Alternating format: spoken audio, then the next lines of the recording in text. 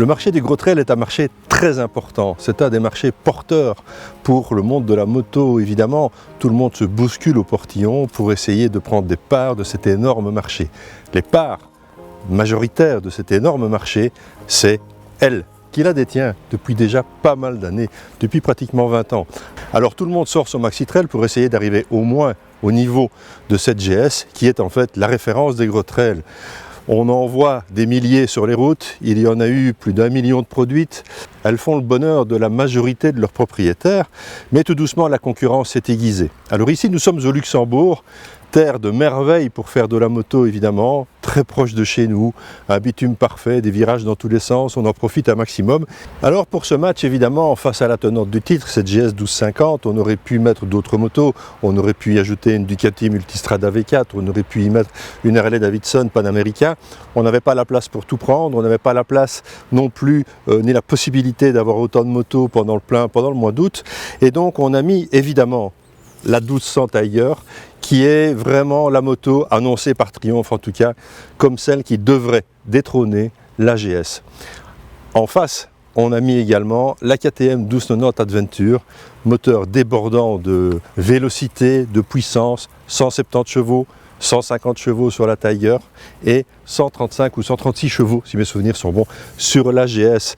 On va parcourir les routes du Luxembourg ensemble, on va vous faire découvrir des endroits très sympas et on va faire un compte-rendu avec mes amis et pilotes qui m'accompagnent durant ce test, c'est-à-dire Alex Krasinski et évidemment le Dr Grimm. On se retrouve en fin d'essai. Et allez, fieux, debout, on va rouler là. Allez.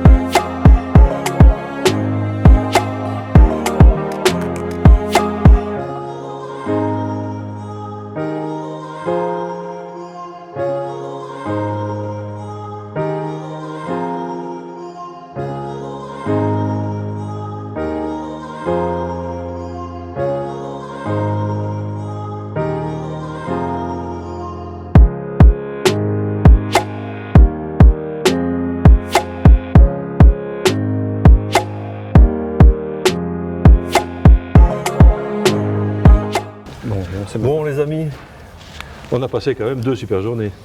Vraiment top, ouais. Il manque maintenant plus que 3 bières, qu'on va très vite aller chercher. Tout à fait. On a essayé des motos fantastiques, mais avant tout, on a traversé une région fantastique. On n'est pas très loin de chez nous, on est au Luxembourg. Et vraiment, moi je trouve que pour rouler en moto de Luxembourg, c'est quand même pas mal. Hein. Ouais, moi j'ai des amis qui viennent régulièrement et qui font régulièrement le week-end ici au Luxembourg. Et je comprends mieux pourquoi. Ben oui. Hein. D'abord, les revêtements sont de très grande qualité. Ouais. C'est sinueux à souhait. Il faut respecter les limitations parce que ça ne rigole pas. On a croisé la police à plusieurs reprises, on n'a pas eu affaire à eux, mais moi je l'ai déjà eu affaire à eux dans le temps et c'était pas vraiment rigolo. Donc voilà, il faut respecter les limitations, d'autant plus dans les villages, il faut bien respecter les 50 km/h. Bon alors forcément le Luxembourg c'est un beau prétexte à quoi? À essayer des motos et des motos quand même extraordinaires. Les gros trails, le gros segment du marché de la moto, représenté évidemment par la reine du bal, la 1250 GS. Mais il y a de la concurrence et cette concurrence commence à se faire redoutable avec des marques qui annoncent lors de lancement de leur nouveau modèle qu'ils veulent absolument conquérir des parts de marché tenues par cette fameuse BMW. Ouais. Alors ici, on est parti avec la BMW évidemment, la Tiger 1200 et la KTM 1290 Adventure. Ce n'est pas totalement représentatif du marché, il manque 2-3 machines. Oui, bon, la Ducati, la V4 qu'on a essayé dans l'émission dernièrement, même chose pour la Panamerica qu'on a réessayé dans le dernier numéro, si mes souvenirs sont bons, avec le Quick Shifter. Donc c'est difficile aussi de réunir des motos, de réunir autant d'essayeurs pour faire un comparo. Ici, on a mis en présence ce qui pouvait être ou au moins tenter d'arriver à la hauteur de la GS. Alors bon, après 2 jours, c'est quand même assez extraordinaire. On a fait un petit grattage sur papier, on a mis chacun nos idées, on a fait une cotation et finalement, elles se tiennent dans un mouchoir de poche. Oui, vraiment, c'est étonnant à quel point je les trouve tellement proches et tellement difficiles à départager finalement. Et le décompte et la manière dont on a fait le calcul démontrent qu'elles sont vraiment extrêmement proches. Et le fait qu'on ait des avis différents prouve aussi que chacune a son propre public, tout à fait, sa propre utilisation, et au final il n'y en a aucune qui se démarque de manière claire pour dire je suis incapable de dire celle-là est la meilleure. Ouais, c'est compliqué parce qu'elles ont toutes des qualités en fait, elles ont toutes des défauts aussi, mais qui sont entièrement gommés en général par ce qui se passe au guidon et par la maniabilité de ces motos. Toi, ta préférence va à la KTM? Moi, la KTM, ouais. Définitivement la KTM. Simplement parce que je la trouve plus sportive, comparativement aux 2 autres. Ouais. Je trouve qu'elle est plus rigide. Donc, moi, je trouve qu'il y a un meilleur retour d'information. D'accord. Je trouve que c'est totalement différent en termes de pilotage. Et toi, Arnaud? Je dois avouer que finalement, mon ADN sportif dit la même chose. Ouais. C'est que je préfère la KTM pour ses qualités moteurs, pour ses qualités dynamiques. Alors, c'est pas la meilleure en tout, loin de là. Elle l'a prouvé pendant ces 2 jours, mais je la préfère parce qu'elle a effectivement ce côté un peu plus sportif que j'aime et qui me plaît beaucoup. Ouais. Alors bon, nos petits votes, les voilà. On a évidemment donné des cotes sur le moteur, sur les boîtes, sur les shifters, sur le couple du moteur, sur le confort à bord, sur le tableau de bord et sa lisibilité, sur les suspensions, sur la protection qu'offrent ces motos, sur l'accessibilité. Quand je dis l'accessibilité, c'est les hauteurs de selle, la manière dont ces véhicules peuvent être pris en main, les freins, l'accessibilité aux différents menus. Et quand on fait le calcul total de tous les points donnés par chacun de nous 3, on arrive en fait à un score qui va de 71 à 74. Ouais, c'est un mouchoir de poche. Un mouchoir de poche parce que il y a quand même pas mal de points qui ont été délibérés et finalement les 3 motos se tiennent sur 3 points avec un léger avantage à la Triumph qui est talonnée par la KTM et la BM parce qu'en fait je crois que la BM avec vous deux perd un peu des points par son caractère moins sportif, plus doux. C'est la plus confortable, C'est une moto qui permet, à mon avis, de faire des centaines et des centaines de bornes d'affilée sans aucune fatigue et même pour le passager. Moi, j'adore dans cette BM, c'est son comportement et son côté je pardonne un peu tout. C'est ce qui fait sa grosse qualité et ce qui fera qu'elle sera toujours sur le podium, voire toujours première ou deuxième, à savoir que son caractère et son côté dynamique est dû aussi à une architecture moteur doublée d'une suspension avant qui fait tout différemment que les autres. Oui. Et donc cette GS a une homogénéité qu'on retrouvera toujours. Oui, donc cette suspension aura toujours l'avantage de pardonner beaucoup, et c'est ça qui est fantastique, c'est que on peut rentrer fort dans les virages. Elle aura toujours pour beaucoup de monde, et parfois je dirais même pour certains mauvais pilotes, des avantages parce qu'en fait elle gomme et elle permet de rouler vite, même avec un bagage technique peu élevé. Oui. Oui, c'est vrai. On était un peu dubitatif au début parce qu'en fait, aussi bien la BM que la KTM sont montées avec des roues de 19 pouces. Ouais. Et la Tiger qui nous a été livrée, la Triumph, était en 21 parce que c'est une rallye. Et finalement, sincèrement, moi, je n'ai pas vraiment senti de différence. J'ai trouvé cette moto hyper performante, facile à mettre sur l'encre, ce qui n'est pas l'avis de tout le monde. Non, moi j'ai eu beaucoup de mal justement avec cette roue de 21 pouces. Ouais. Voilà, moi j'avais l'impression d'avoir un avant très dur, à aller chercher. Enfin, Ouais. je veux dire, voilà, c'est peut-être une question de pilotage. J'ai peut-être pas effectivement un bagage technique suffisant pour pouvoir, la maîtriser, l'exploiter correctement en fait. Mais à la différence des deux autres, moi j'ai senti une différence effectivement avec cette roue de 21 Ouais, pouces. tout à fait. Moi, au niveau de la Triumph, ce que j'ai trouvé assez fabuleux avec cette Tiger 1200, c'est sa boîte de vitesse et son shifter, qui sont d'une douceur, d'une précision exemplaire, ce qui n'est pas du tout le cas sur la BM. La BM, deuxième, troisième avec le shifter, c'est pas une bonne idée, je trouve. À la descente, encore moins. Sur la KTM, c'est la même chose. C'est rugueux, ça accroche et ça donne des à-coups. Et donc, c'est un peu moins confortable.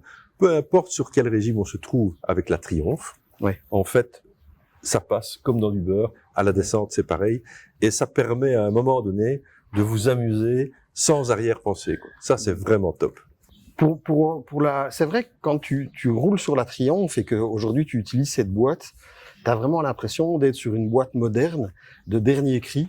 Et c'est là que quand tu repasses sur la GS ou même sur la KTM, t'as l'impression d'être sur une boîte d'ancienne génération. Ouais, c'est vrai.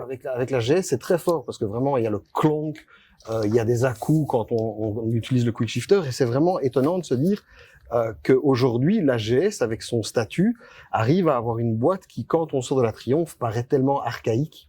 Et ça, c'est assez étonnant. Oui, c'est vrai. Donc, on est quand même à un niveau d'excellence avec les trois machines qui permettront au roule toujours aux gars qui font des bornes d'avoir une machine qui, au quotidien, est exploitable. Et qui, lors d'événements ou de vacances ou de week-end entre potes avec sa femme ou des choses plus prolongées, parce que de la bagagerie, il y en a, et il y a de la place. Franchement, c'est des motos qui peuvent faire beaucoup de choses. Ouais. Quand on a le bagage technique suffisant, c'est des motos qui peuvent aussi faire beaucoup de choses en off-road. Et donc, c'est vraiment des couteaux suisses. On est évidemment dans des fourchettes de prix relativement hautes. Hein. On commence à 18 000 balles. Ça se paye cher et vilain la polyvalence et le niveau d'excellence à ce niveau-là. Voilà, mais c'est le prix du marché, on le changera pas. Non. Bon, voilà, c'est comme ça, il faut vivre avec. Et Oui. puis, On commence à 18 400 € pour la Triumph, à 19 990 pour la BM Adventure et à 19 749 pour la KTM. Ce sont des prix à partir d'eux. Il y a beaucoup d'options sur ce genre de machines. Ouais. Et donc, quand des machines comme ceci arrivent avec des équipements comme celles que nous avons pour le moment à notre disposition, on est entre 23 et 26 000 €. Voilà. Ouais. Bon, c'est des fameux prix pour des machines. C'est des machines qui, à mon avis, en valent le prix. C'est des machines qui gardent aussi une excellente cote à la revente. Moi, j'ai passé un excellent moment, au Luxembourg. Ouais. On termine ici, on est au château de Urspelt. On est dans le nord du Luxembourg. On a le plaisir d'être accueillis par l'Office du tourisme du Luxembourg et donc qui met à notre disposition cette magnifique cour pour terminer ce reportage. On va rentrer demain matin. Je crois qu'on aura un peu moins de chance parce qu'il va faire peut-être un peu moins beau demain matin. Ça sent l'orage. Ça sent un peu la pluie. J'ai l'impression. On vient de passer 2 jours à 35 degrés. Et c'est clair que l'orage arrive, on le sent d'ici. Ouais, tout à fait. Par contre, 35 degrés, franchement, à moto, c'est chaud. Hein. Bah oui, d'une certaine manière, on réclame ça toute l'année, et puis quand on l'a, Ouais, c'est vrai. il n'y a pas de juste milieu en Belgique, ou au Luxembourg, mais c'était un peu beaucoup, oui. Bon, les amis, merci. Hein, encore une belle petite histoire de Carter et Piston. Ouais, c'était On vraiment se retrouve très bientôt d'un côté ou l'autre de la caméra, d'un côté ou l'autre du guidon. Effectivement. Ok. Certains vont prendre des vacances, d'autres en reviennent. Et en tout cas, Carter et Piston continuent. À très bientôt.